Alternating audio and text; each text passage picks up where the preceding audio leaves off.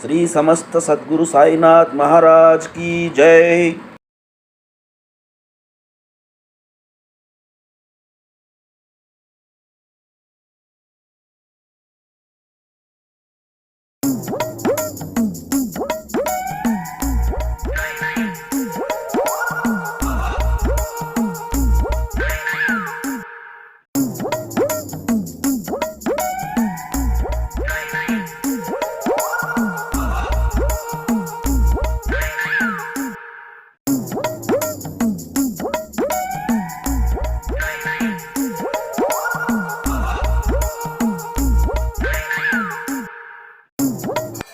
Hi, hello, నమస్తే, అస్సలాం వలైకుం. AUM 369 YouTube channel ప్రేక్షకులకు స్వాగతం, సుస్వాగతం. మీరు చూస్తున్నది ఆనంద బ్రహ్మ కార్యక్రమం. నవ్వటం ఒక యోగం, నవ్వించడం ఒక భోగం, నవ్వలేకపోవటం ఒక రోగం అని మన హాస్య బ్రహ్మ జంధ్యాల గారు చెప్పారు. ఆనందంగా ఉంటేనే మనిషి ఏదైనా సాధించగలడు. తన మనసు ప్రశాంతంగా ఉంటేనే ఏదైనా కూడా మంచి నిర్ణయం తీసుకోగలడు. అందుకని అవకాశం ఉన్నంత వరకు మనం ఆనందంగా ఉండడానికి ప్రయత్నం చేద్దాం. ప్రతి ఒక్క సంఘటనలోనూ కూడా హాస్యాన్ని చూడవచ్చు. అందులో మొన్న మధ్య ఒకసారి నేను ఒక స్థలం చూడాలని చెప్పేసి ఒక చోటుకి వెళ్ళాను. వర్షం కారణంగా ఆ రోడ్డు అంతా బురదగా ఉంది. సరిగా నడవలేకపోయాను. చిరాగ్గా ఉంది. ఆ చిరాకుతోనే నేను అట్లా కొంచెం ముందరికి వెళ్ళంగానే నాకు ఒక కుక్క కనబడింది. అది తల ఎత్తి తదేకంగా ఒకవైపే చూస్తూ ఉంది. ఏందా అని దానికి వెళ్ళి గమనిస్తుంటే వెనక నుంచి ఒక నాకు వాయిస్ వినపడింది. మొన్న దొంగతనం జరుగుతున్నప్పుడు మా ఇంటికి వెళ్ళి చూడలేదులే కానీ తింటున్నప్పుడు నాకెళ్ళి చూస్తావా అని. ఏందా అని తల పక్క కుక్క తిప్పికెళ్ళి చూస్తే ఒక ముసలావిడ ఆ కుక్కతో అంటున్న మాట్లాడినవి. అయితే నాకు తెలిసిన ఒక ఫ్రెండ్ ఉన్నాడండి.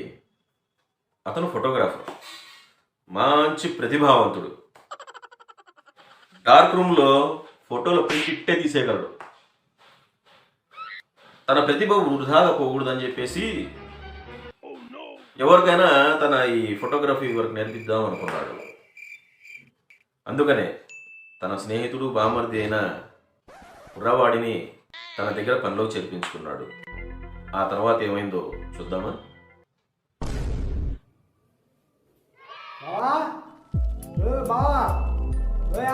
ఏం చేస్తున్నా లోపల?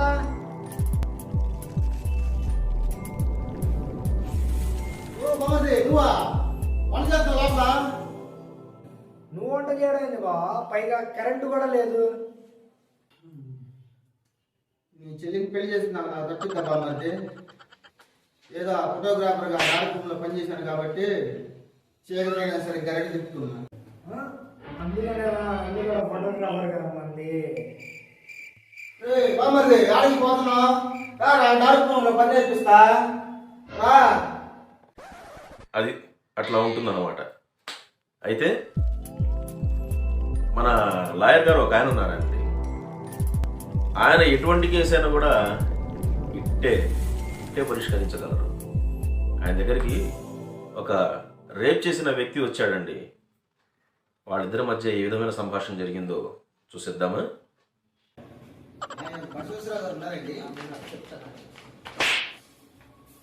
లాయర్ గారు చెప్పు. కలవటానికి రేపు చేసిన క్లయింట్ వచ్చారండి.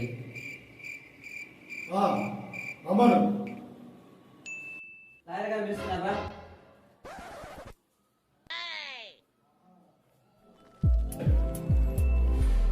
చెప్పబోయా రేపు ఎందుకు చేశావు? ఎందుకు చెప్పావంటే నీకు శిక్ష తగ్గేలాగా నేను చేస్తాను.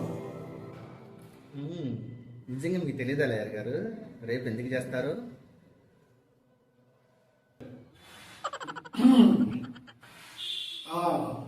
సరేలే. అదండి విషయం. అయితే మనం రోడ్ల మీద అక్కడక్కడ తాగుబోతుల సంభాషణ వింటూనే ఉంటాం.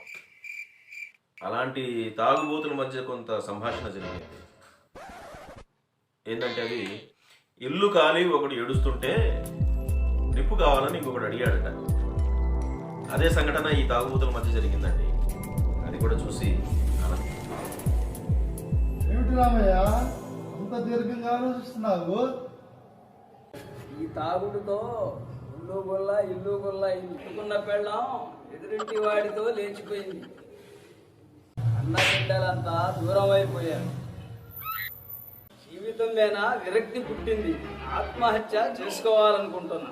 పోయే ముందల నలుగురికి మంచి చేయాలనుకుంటున్నాను. అయితే మా నలుగురికి 4 స్కాచ్ బాటిల్స్ చూపించుకోరా. చాలా కాలం తర్వాత ఇద్దరు స్నేహితులు కలిశారండి. ఇచ్చపాటిగా మాట్లాడుకున్నారు. తన స్నేహితుడిని కూడా మెచ్చుకున్నాడు ఒకానొక సందర్భంలో. కానీ తన స్నేహితుడి గురించి తెలిసిన తర్వాత అతను ఏం చేశాడో ఒకసారి చూసేద్దామా? అరే చారి, బాగున్నావురా? కలిసి చాలా అవుతుంది. ఏంటి విశేషాలు? అంతా బాగానే ఉన్నాయి.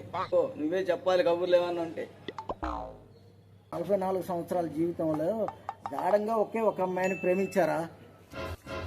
చాలా గొప్ప విషయం చెప్పావు. నీలాంటి స్నేహితుడు నాకు దొరకటం పూర్వజన్మ సుకృతం. అరే, ఈ విషయం పొరపాటున మా ఆడవాళ్ళకి చెప్పగాకురా. నీ గురించి గొప్పగా చెప్తుంది.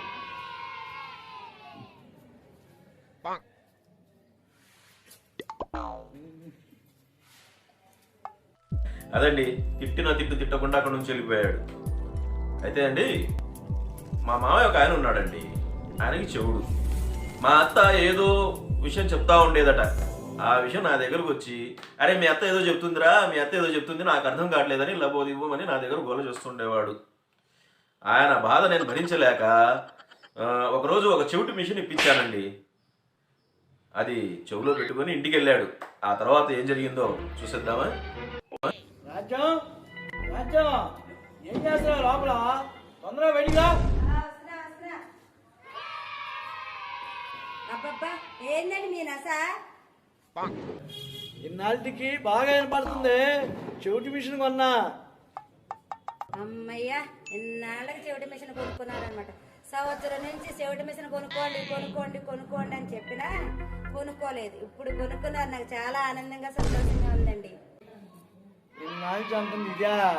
నేను ఏదో అనుకున్నాలే. అదండి విషయం. ఆయనకు వినబడట్లేదని మా అత్త చెవిటి మిషన్ కొనుక్కోమందంట. అదే అర్థం కాకపోతే పరిస్థితి ఎట్లానే ఉంటుంది. అయితే ఆనందపురం మా కార్యక్రమం ఇంతటితో సమాప్తం. మళ్ళీ నెక్స్ట్ ఎపిసోడ్లో కలిసేటప్పుడు మరింత నవ్వులతో మిమ్మల్ని నవ్వించడానికి, ఆనందపరచడానికి ప్రయత్నం చేస్తాను. Thank you very much. దయచేసి మా ఈ ఛానల్ను సబ్స్క్రైబ్ చేయండి, లైక్ చేయండి, షేర్ చేయండి, కామెంట్ పెట్టండి. నా ఈ ప్రయత్నాన్ని